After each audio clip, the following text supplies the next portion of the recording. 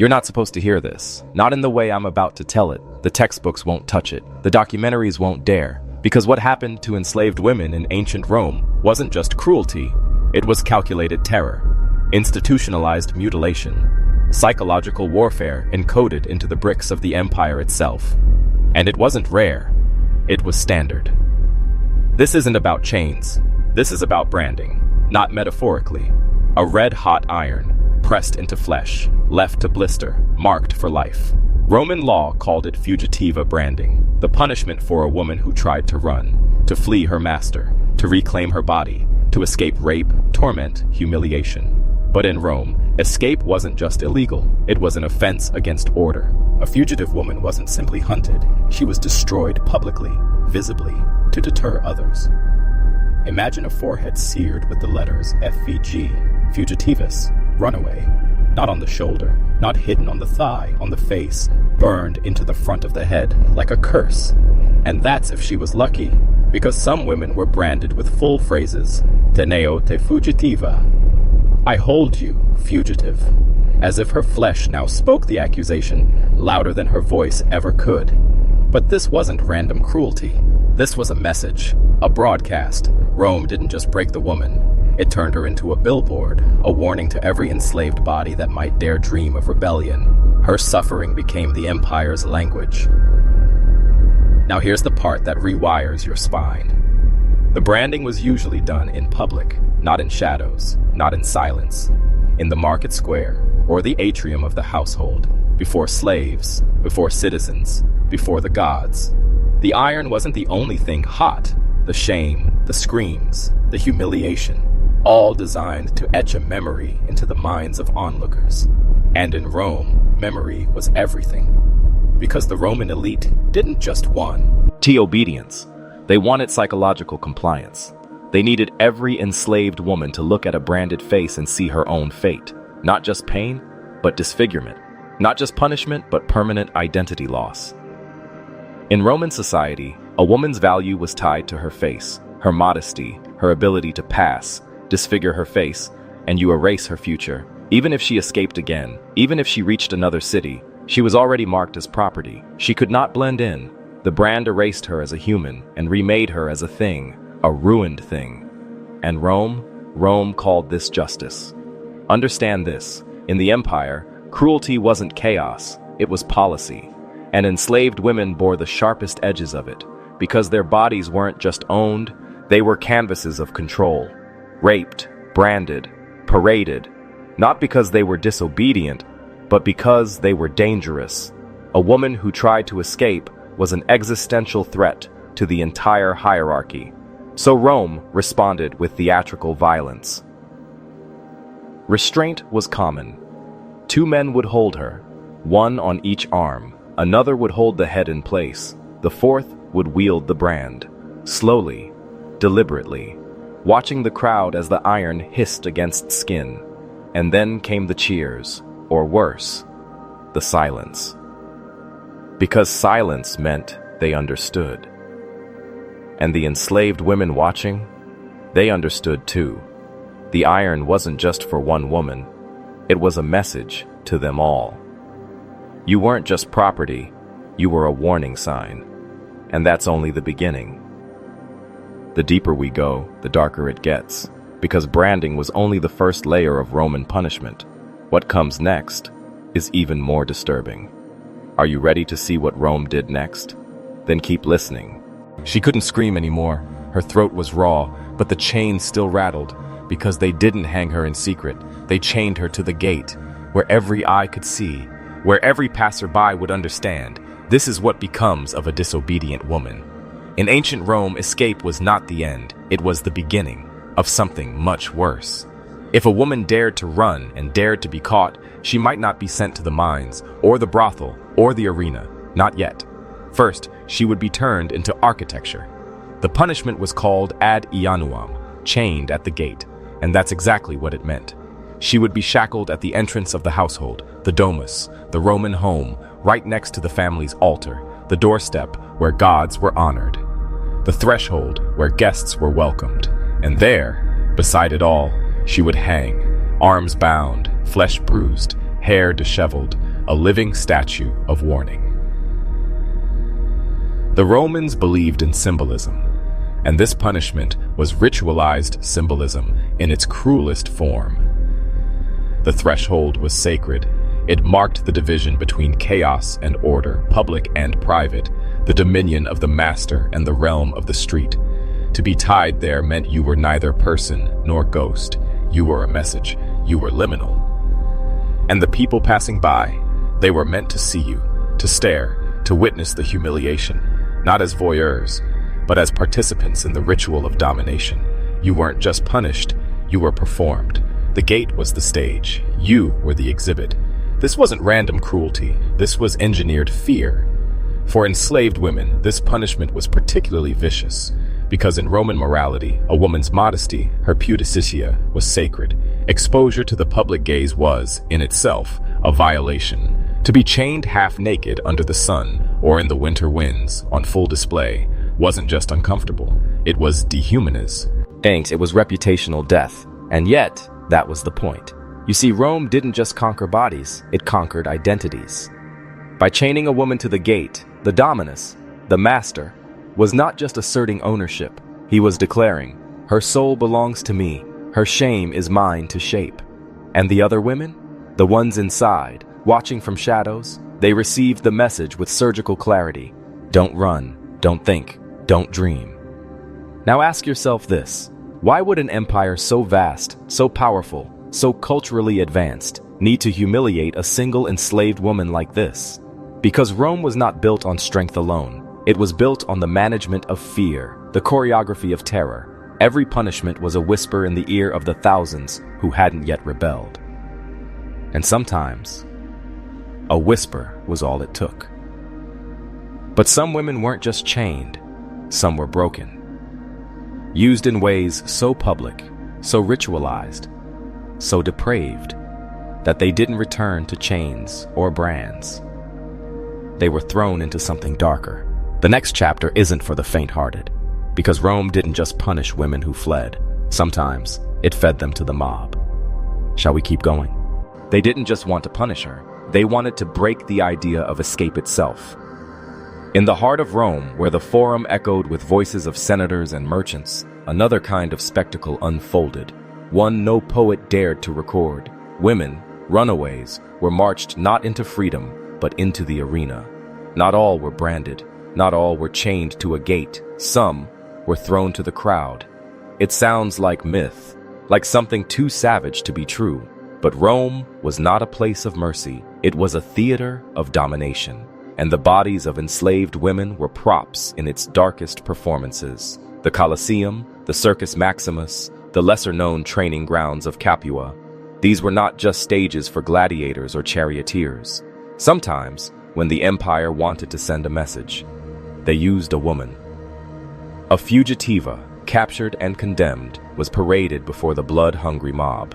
She was dressed in rags, or worse, nothing at all. Humiliation was the opening act. Then came the horror. Wild animals, starved and tormented, were loosed from the cages, not for sport, not for show, for discipline, for ritual, for punishment.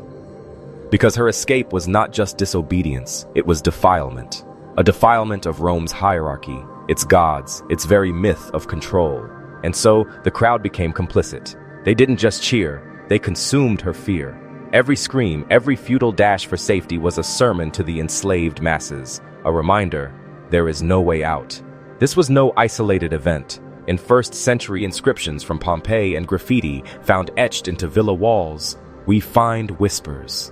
The girl from Sicily, devoured by the panther. The Spanish whore who ran twice, she fed the lions. Whether these were truth or rumor, it didn't matter. The fear they produced was real. Terror became a form of governance, and in this empire, where spectacle ruled hearts and minds, terror was the most effective law. Ask yourself, Sasa, why would a society with law courts and chains still feed women to beasts? Because fear spreads faster when it's wrapped in blood. Even if a woman survived, if somehow her torment ended before death, she would not be released. She would be maimed, violated, shattered, and then returned to the very house she tried to flee from, returned like a broken thing, and her sisters, those still dreaming of freedom, would watch her limp past, her eyes hollow, her breath shallow, her will gone. In that silence, Rome found its obedience. That is the kind of power the empire wielded. It didn't just conquer lands, it conquered souls. It made escape unthinkable by making punishment unimaginable. This is not history they teach in school, because once you hear it, once you really know, it changes something in you. You begin to see the machine for what it is, not just Rome's machine, but the one still running beneath the surface of now. They don't need lions anymore, but they still know how to chain a mind. She was not killed. That would have been too merciful. They needed her alive, because a broken woman, publicly visible, eternally degraded, was more valuable to the system than a corpse. Rome knew this. Rome engineered it. They didn't just punish her with lions or chains. No. Sometimes, they dismantled her piece by piece. Let me take you into the room where it happened. A cold atrium in a Roman villa. The master is absent.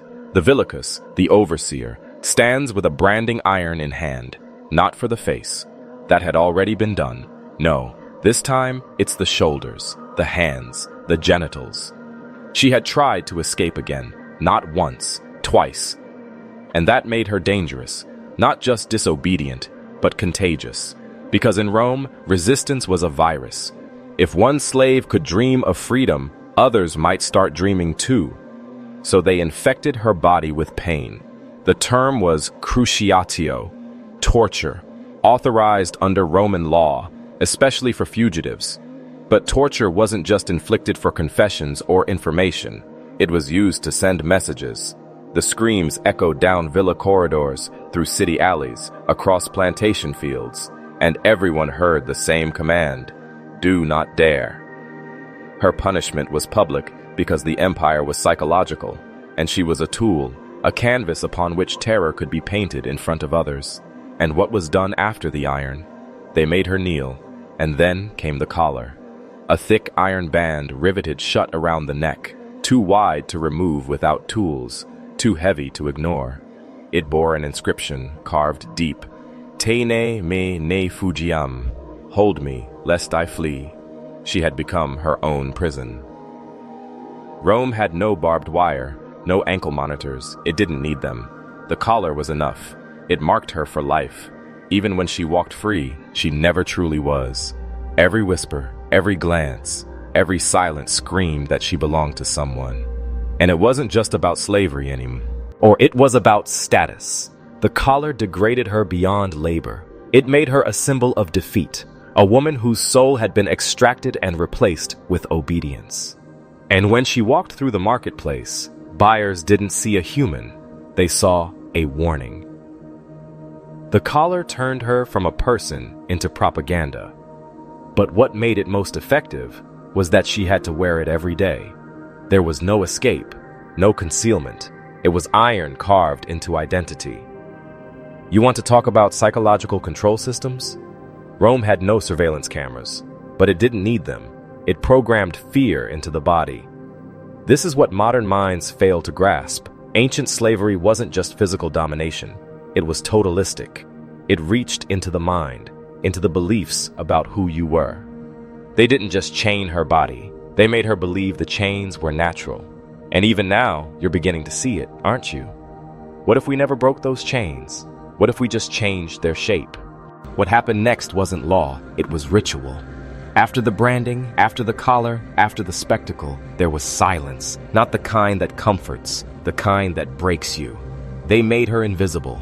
She wasn't executed. That would have been clean. She was erased, removed from the household, hidden from guests, forbidden to speak unless spoken to. She became part of the infrastructure, a shadow moving across marble floors. She had a name once, but names were dangerous, so they stripped her of it. She was called Illa, that one, or worse, peculium, property. Now look closer. This isn't about one woman. It never was. This was systemized. Rome understood a truth we don't want to hear. The body is the first battlefield of control. They carved obedience into flesh, then built institutions around the wounds. And the deeper the wound, the more effective the obedience. She became what they needed, a tool with no past, a body with no voice, a cautionary tale made flesh.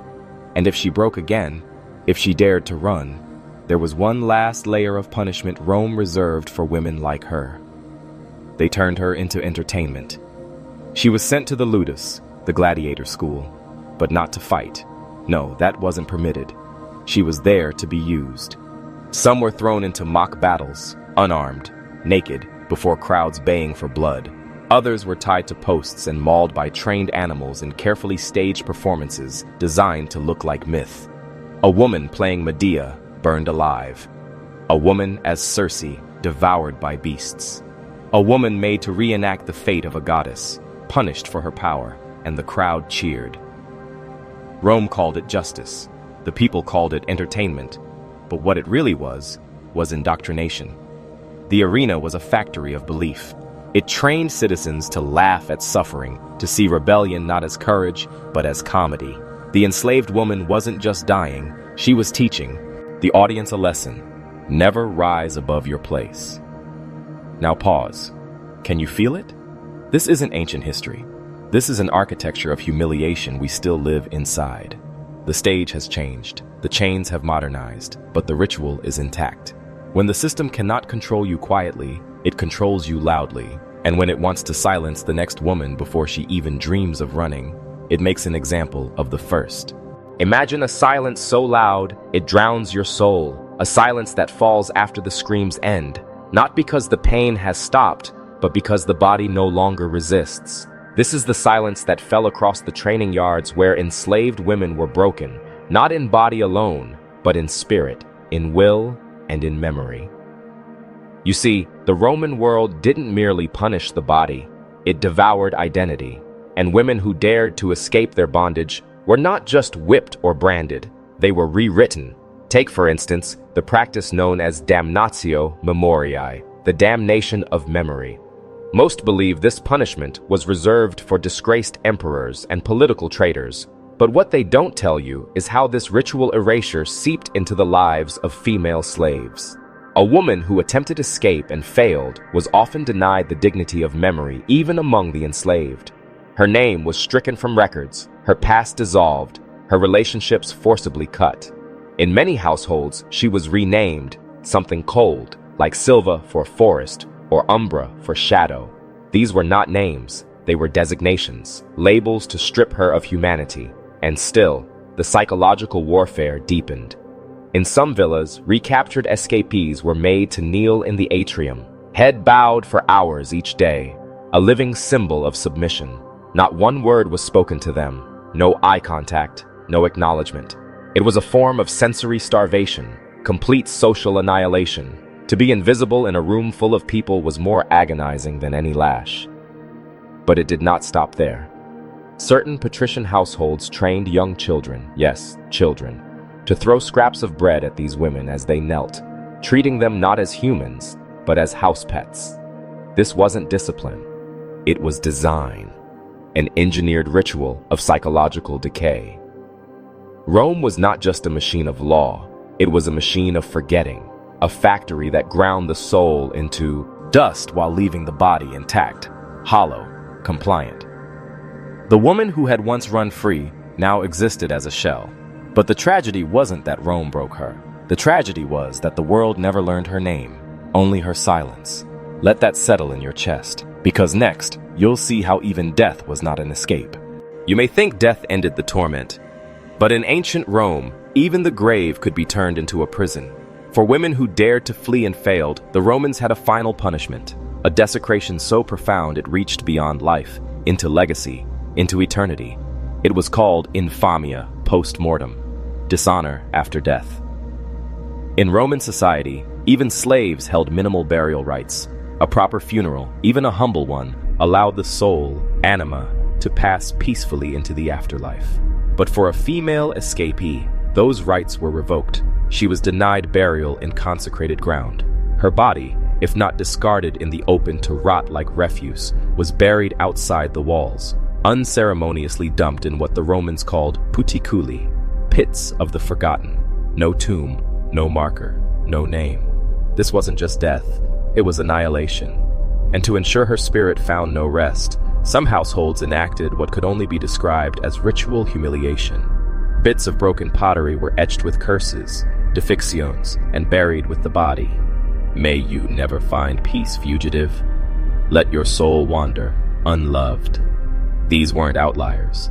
These were sanctioned expressions of ownership that extended into the afterlife. The Romans believed in the power of the soul. They feared unrestful spirits, lemurs, that wandered when not properly laid to rest. But for the enslaved, they welcomed this fear. It was a final domination, to twist death itself into a punishment. And if the woman had committed her crime publicly, say, escaping during a festival or market, her death became a spectacle. In the city of Capua, records describe a case where a runaway slave woman was executed, then her body displayed at the city gates for 3 days under the searing sun. Birds pecked at her eyes, children passed and pointed, her name lost, but her body remembered, not for her story, but for the warning it etched into the minds of every enslaved woman who walked past that gate. You see, Rome didn't just enslave flesh, it enslaved memory, and to kill a woman and then erase her story, that was the final mastery. This is how power ensures obedience, not by force alone, but by rewriting the afterlife. And next, you'll discover how even survival came at a horrifying cost. Survival wasn't always a victory, because in the Empire of Rome, the punishment for a woman who dared to run and was captured alive wasn't merely pain, it was corruption. They didn't just want her broken, they wanted her transformed into something no longer fully human. And it began with the collar. Not just any collar, a forged iron ring, riveted shut around the neck, no key, no release. The Romans called it a signum, a badge of punishment, and upon its face, a message was often etched into bronze or copper. Hold me, I have run away, return me to my master. Sometimes it even listed his name and address, a living tag worn on a bleeding neck. Imagine that. Walking through the marketplace, iron cutting into flesh, the sun baking metal against skin, children staring, men whispering, women turning away. Every step a reminder, you belong to someone else, and you tried to forget it. But this was only the beginning. In some cases, the enslaved woman would be forced to wear chains not just as confinement, but as decoration. They called them catenate, shackled at the ankles, wrists, or waist. The links clinked with every movement, a noise engineered to humiliate, to say, you are never free, not even in silence. And the most brutal form, the fugitive performance. Imagine this. A woman captured after escape is paraded back into her former household. She is forced to reenact her flight, step by step, crawling, whimpering, tracing the path of her defiance, while the entire household watches. Laughter, insults, stones thrown by children. The act wasn't just to degrade her, it was theater for the benefit of other slaves, a living warning. Sometimes, the master would force other women in the household to beat her, friends, sisters, even daughters, ordered to deliver blows or be punished themselves. Rome fractured solidarity, turning survival into betrayal. And when it was over, the woman didn't return to her duties. She returned to spectral existence, a ghost in the kitchen, a shadow in the courtyard, collared, silent, broken. She was no longer enslaved. She was claimed forever. Next, we descend into the darkest arena Rome offered, where women became entertainment. Now, imagine the roar of a Roman amphitheater. Not the Colosseum. This isn't the grand spectacle of emperors and armies. No, this is smaller, more local, a provincial arena, the kind where justice wore a mask of entertainment, and blood bought silence. Because when all else failed, when branding didn't break her, when chains didn't silence her, Rome had one final punishment for the enslaved woman who ran. She became a show. They called it damnatio ad bestias, condemnation to the beasts. And it was just that, a living body thrown into an arena, not as a warrior, not as a citizen, not even as a criminal, but as sport. Picture her, a woman, stripped of all dignity, pushed into a dusty pit while crowds jeer above. Around her, caged lions prowl, starved for days to ensure bloodshed. There are no weapons, no protection, only her trembling breath and the slow opening of the iron gates. But that's not the most chilling part. Sometimes, These women weren't thrown in for punishment. They were cast into the arena for symbolism. A woman who ran? A woman who defied? She became a living metaphor, the chaos Rome had to crush. Her suffering was staged as the restoration of order. And worse still, the animals weren't always wild. Sometimes trained attack dogs were used, bred not just to kill, but to prolong, to tear slowly, to keep the screams coming. These executions weren't quick. They were designed to last for minutes, hours, long enough to etch themselves into memory, long enough for other enslaved women watching to feel their own skin burning at the idea of escape. And then came the actors. Yes, actors.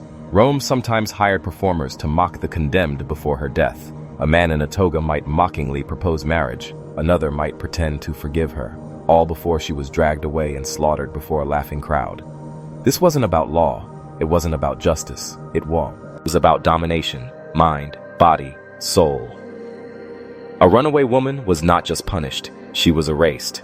But before Rome deleted her from the world, they made sure everyone had a chance to watch. And if you think that's the end, you haven't yet seen what they did after she died. Death in ancient Rome wasn't always the end. For a freeborn citizen, it marked the passage into memory, into ritual, into mourning. But for an enslaved woman who dared to run, her death was merely the prelude to her final desecration. Because Rome understood something brutal. If you wanted to truly destroy someone, you had to kill not just the body, but the story. And so, once she was dead, mauled, broken, perhaps unrecognizable, the next stage began. Her body, if it could still be identified, was often denied burial. This was no small cruelty. In Roman religion, burial was essential for peace in the afterlife. To be denied, it meant eternal unrest. And for the enslaved, this wasn't just punishment, it was erasure. But the worst fate was when the body was not just discarded, but used. Some were hung on crosses long after death, a reminder, left to rot in public. Her body, bloated by the sun, consumed by flies, became part of the Roman landscape. Children would pass by, men would drink beside her, and women, enslaved women, would see themselves in her every morning and every night. But there were more grotesque ends. Some corpses were burned, not in sacred ritual, but as waste, tossed into mass pits, the ash of rebels mixed with refuse and dung. It was a way of saying, you were never here, you were never real. And still, Rome wasn't done. There were instances, dark ones, where parts of the body were kept. A branded skull displayed, a severed hand nailed above a gate. These were not superstitions, these were systems, symbols of ownership, symbols of power. She tried to run.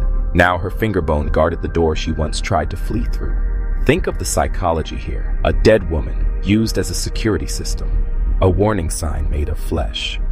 Rome mastered this, turning human remains into architectural components, turning screams into echoes, turning resistance into fuel for the machine. Because here's the truth most won't say. Rome wasn't just efficient, it was ritually sadistic. And when it came to women, especially enslaved women, Rome knew exactly how to weaponize femininity, motherhood, modesty, and beauty, and twist each into a punishment more terrifying than death itself. And yes, it gets worse. There was a punishment more terrifying than death, more intimate than chains, more permanent than branding. It was the forced birth. Rome understood that the deepest form of control wasn't over the body, it was over the lineage, the bloodline, the future. For enslaved women who defied their masters, who dared to escape, survive, and return in chains, there was often a sentence few talk about today: forced impregnation. And not just for utility, not merely for expanding the enslaved population. No, this was strategic violation, a tool of domination, cloaked as commerce, disguised as biology. After capture, a rebellious woman might be isolated, then assigned a man, not a lover, not even a husband, a breeder, chosen by the master. Sometimes another slave, sometimes not, and in many cases, the master himself. The act wasn't about lust, it was about annihilation of self. The woman, once a runaway, once defiant, was reduced to a vessel, her own body turned against her, a traitor. Every heartbeat within her became a reminder of Rome's reach and her inability to escape it. She would carry the child for months, endure the pain, then birth another link in her own chain. And then, that child wasn't hers. It belonged to the dominus. This was codified. Roman law made it clear. The child of an enslaved woman was not her heir. It was the master's asset, an extension of his property, even if the father was the master himself. Imagine the psychological horror. A woman, punished for escape, now forced to raise the symbol of her defeat. She could not protect it, could not own it, could not run with it. If she tried to flee again, the child was taken, or worse, killed as an example. Rome didn't need cages. It built prisons inside the womb. And this was not whispered horror. It was open, legal, discussed, recorded by scholars, brushed over by historians as reproductive strategy. But it was more. It was genetic warfare. It was legacy rape. It ensured that even the most rebellious women would one day weep for the very thing she birthed. She didn't just carry Rome in her chains, she carried it in her blood. In Rome, death was not the end. Not for the enslaved, not for the women who tried to run. Even in the grave, their rebellion followed them. Their punishment echoed, etched into how their bodies were treated after death. You see, in Roman society, burial was sacred. Funeral rites weren't just ritual, they were the final act of recognition. A soul, to pass peacefully into the afterlife, needed dignity in death. But for fugitive women, there was no dignity. There were no tombstones, no names carved in marble, no urns resting in family crypts. Instead, their remains were dumped, exposed, discarded, and erased. Many were left to rot in execution fields, their corpses pecked by birds, gnawed by dogs, or buried in shallow, unmarked pits beneath the roads they once tried to flee. This wasn't neglect, it was ritual erasure. Rome believed that if you could not possess a woman in life, you could deny her memory in death. She would be forgotten. She would be nothing. Archaeologists today still uncover skeletal remains in Roman dump layers, bones of women with fractured limbs, signs of chains embedded in the ankle bones, and skulls scorched with branding burns. But the identities? Gone. Rome made sure they died twice, once in flesh and once in memory, and there was a darker layer still. In some wealthy households, escaped women who were executed weren't discarded. They were displayed. The body, bound, bruised, mutilated, was sometimes left at the estate gate for days, preserved by salt or smoke as a permanent warning. A grotesque trophy of obedience won. Visitors would pass by, guests would look away, children would ask questions, and the dominus would answer proudly, "That was mine. She ran. Now she watches the others." Rome's greatest cruelty wasn't its violence. It was its need to memorialize control, to teach it, to pass it on, to carve it into the landscape. Even in death, the fugitive woman could not escape, because Rome didn't just kill the body, it killed the soul. But somewhere deep beneath that soil, under the broken stones and dust, her story remains, waiting to be unearthed.